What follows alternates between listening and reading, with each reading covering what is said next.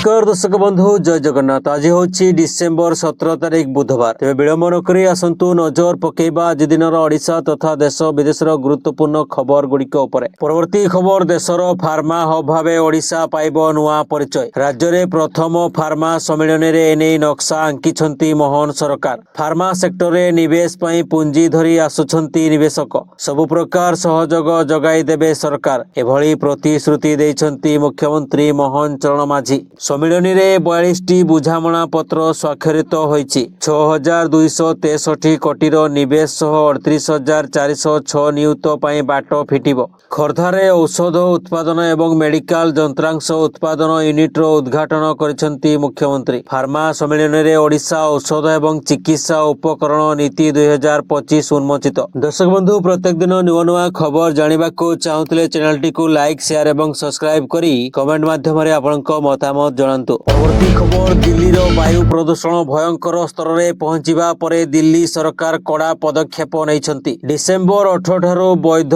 PUC pollution certificate नथिबा जानवाहन को petrol pump रे petrol दिया जिवो नाही। कैमेरा माध्यम रे एहार निरीक्षण करा जिवो। या सहित दिल्ली बाहरु आसुथबा बीएसवीआई नॉर्म तळे थिबा जानवाहन विशेष करी ट्रक एवं कमर्शियल गाड़ी गुड़ी को शहर को प्रवेश निषेध करा जायछि। अत्यावश्यक सेवा गाड़ी व्यतीत अन्य मानकु करा जायछि बारण। दिल्ली परिवेश मंत्री मनजिंदर सिंह सिरसा घोषणा करिसेंति जे ग्राफ 4 अधीन रे एही नियम लागू हेउछि। एक्यूआई प्राय 360 रु 380 रहिछि। निर्माण कार्य मध्य बंद। दिल्लीवासी को असुविधा पई मंत्री दुख प्रकाश करिसेंति। परवर्ती खबर पश्चिम बंगर 58 लाख भोटर ना ड्राफ्ट रु बाद पड़िछि। जेउथिरे रहिछंती 24 लाख मृत भोटर, 12 लाख भूल ठिकाणार भोटर, 20 लाख स्थानांतर भोटर, 1.5 लाख नकली निर्वाचन क्षेत्र। तेबे जेउ मानक ना वैध तथापि ड्राफ्ट रे बाद पड़िछंती सेमाने पुणी आवेदन करि परिबे। आवश्यक दस्तावेज देई त्रुटि संशोधन करि परिबे किंबा पुनर्बार आवेदन करि परिबे। एथिपई भोटर को मिलिबो 30 दिन परे निर्णायक तालिका रे भोटर को ना प्रकाश पाइबो। तेबे बिहार रे इंडिमेंटो एसआईआर प्रक्रिया को जोरदार विरोध करुथवा बेले पश्चिम बंगर टीएमसी सरकार मध्य एसआईआर को नहीं असंतोष प्रकाश करुछंती। परवर्ती खबर सारा राज्य रे हईचई खेलाइछि भुवनेश्वर धौली अंचल रे नाबालिका को गण दुष्कर्म घटना। खद राजधानी रे नारी सुरक्षा को नहीं प्रश्नवाची सृष्टि करिछि। मामला रे 2 अभियुक्त गिरफ होइथिले भी अन्य 3 जण फेरार अछंती। सेपटे घटनास्थल को जाई अनुध्यान करिसेंती राज्य महिला कमिशन एवं शिशु अधिकार सुरक्षा कमिशन। तेबे मिलिथिबा सूचना अनुसार निछाटिया बांकुआल नदी पठारे 10 तारिख संध्या प्राय 6:30 बेले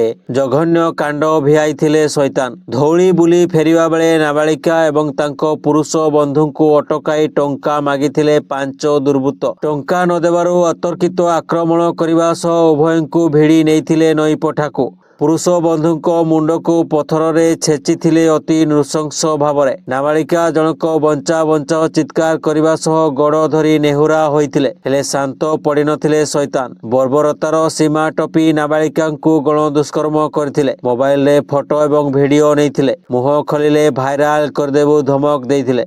परवर्ती खबर राजधानी भुवनेश्वर छाती उपरे नाबालिका को गण दुष्कर्म घटना रे विरोधी दल नेता नवीन पट्टनायक मुह खोलिछंती। ए घटना को अत्यंत स्पर्शकातर एवं विचलित करदेवा परी विषय बर्बरता एवं अराजकता सीमा टपुछि। राज्य राजधानी असुरक्षित होउछि बोली से कहिछंती। सामाजिक गणमाध्यम एक्स रे कहिछंती भयशून्य हेउछंती अपराधी। विश्वसनीयता हराउछि सरकार। आईन श्रृंखला केते आउ विपर्यस्त हेले सरकार सजाग हेबे। परवर्ती खबर जर्डान रो युवराज अल हुसैन बिन अब्दुल्ला द्वितीय वर्तमान चर्चा रे अछंती। प्रधानमंत्री नरेंद्र मोदी को जर्डान गस्त समय रे युवराज निजे गाड़ी चलाई मोदी को बुलाइबा घटना सारा विश्व रे दृष्टि आकर्षण करिछि। ए विशेष सम्मान उभय देश मध्यरे थिबा घनिष्ठ बंधुता को दर्शाउछि। तेबे अल हुसैन बिन अब्दुल्ला द्वितीय होउछंती जर्डान रो राजा अब्दुल्ला द्वितीय एवं रानी रानियांकर ज्येष्ठ पुत्र। तेबे से ड्राइवर सीट रे बसी प्रधानमंत्री मोदी को गाड़ी रे बसाई जर्डान म्यूजियम पर्यंत नहीं जाइथिले। तेबे भारत एवं जर्डान मध्यरे संपर्क को मजबूत करिबारे तांकर भूमिका आगामी दिन रे गुरुत्वपूर्ण हेबो बोली कुहा जाउछि।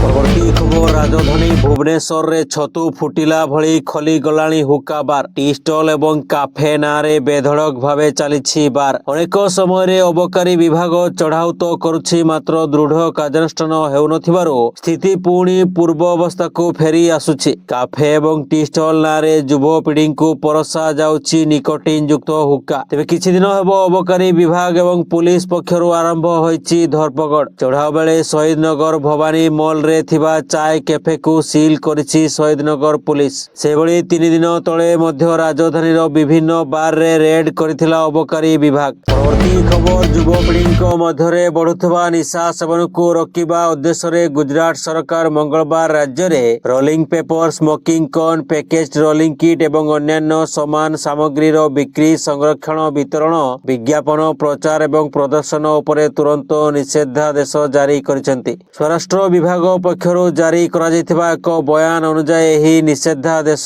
तुरंत लागू हेबो एवं एहा पान दुकान चा दुकान खुचुरा ग्रोसरी स्टोर एवं अन्यान्य व्यावसायिक प्रतिष्ठान पई प्रযোज्य। युवक मानकु मादक द्रव्य एवं निशा सेवनरु दूरेई रखिबा पई एही निषेधादेश लागू कराଯାଇଛି। परवर्ती खबर छत्तीसगढ़ रे 34 नक्सलंक आत्मसमर्पण। सेवनक मध्यरु 26 जनक उपरे सामूहिक भावरे 84 लाख टंका पुरस्कार थिला। बीजापुर पुलिस अधीक्षक जितेंद्र यादव कहिसंती जे पूना मार्गेम पुनर्वास पदक्षेप अधीन रे बीजापुर पुलिस अधीक्षक जितेंद्र यादव कहिसंती जे पूना मार्गेम पुनर्वास पदक्षेप अधीन रे 7 जन महिला समेत एही केडर माने एठारे वरिष्ठ पुलिस एवं सीआरपीएफ अधिकारी सम्मुख रे आत्मसमर्पण करिसंती। परवर्ती खबर राजनीति रेस रे दौड़िबे दुती चांद करिबे प्रत्यक्ष राजनीति। एने बड़ घोषणा करिसंती निजे दुती चांद। तेबे तांको कहिबा मुताबक से विधायक पदवी पाई निर्वाचन लड़िबे जनप्रतिनिधि होई जनतांको करिबे सेवा। तेबे से केउ दल रे निजर राजनीतिक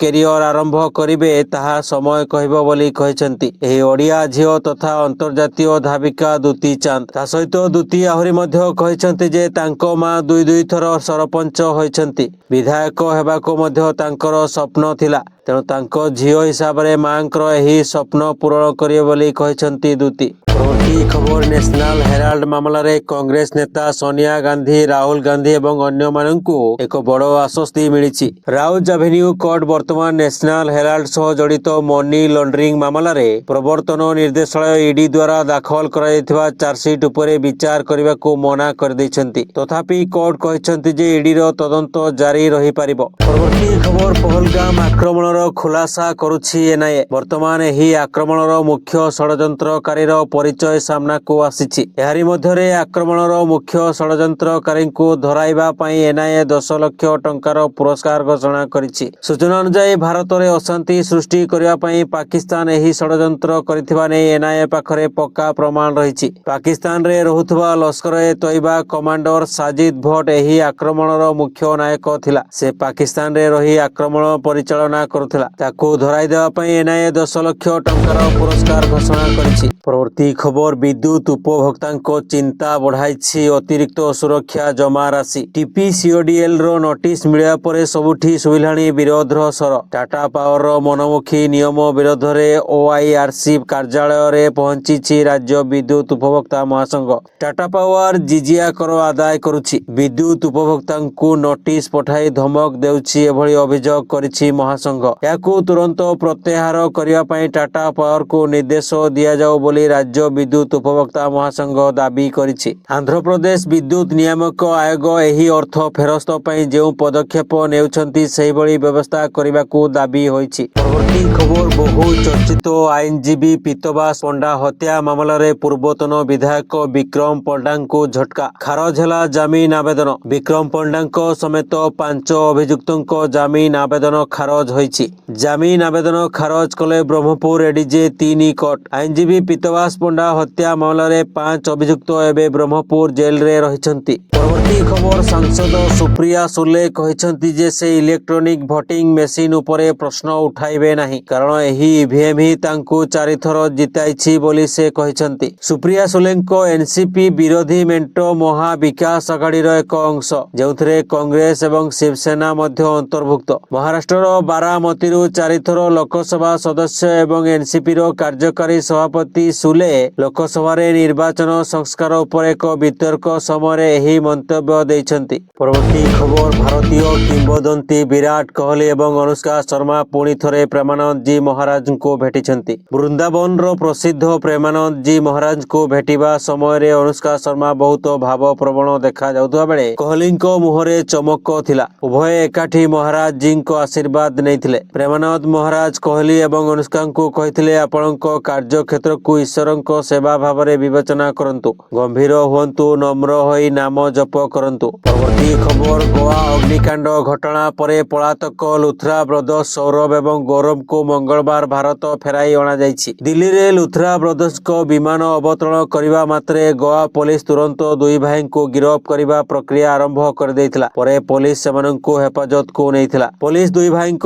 ଡାକ୍ତରୀ ପରୀକ୍ଷା କରି ଟ୍ରାନଜିଟ୍ ରିମାଣ୍ଡରେ ନେବା ପାଇଁ ଦିଲ୍ଲୀର ପଟିଆଲା କୋର୍ଟରେ ହାଜର କରିବ ବୋଲି ସୂଚନା ମିଳିଛି। ଦର୍ଶକ ବନ୍ଧୁ, ଖବର ଗୁଡ଼ିକୁ ଆପଣ ଶେଷ ପର୍ଯ୍ୟନ୍ତ ଦେଖିଥିବାରୁ ଆପଣଙ୍କୁ ଅଶେଷ ଧନ୍ୟବାଦ। ପୁଣି ଆସନ୍ତାକାଲି ନୂଆ ଖବର ନେଇ ଆପଣଙ୍କ ପାଖରେ ପହଞ୍ଚିବୁ।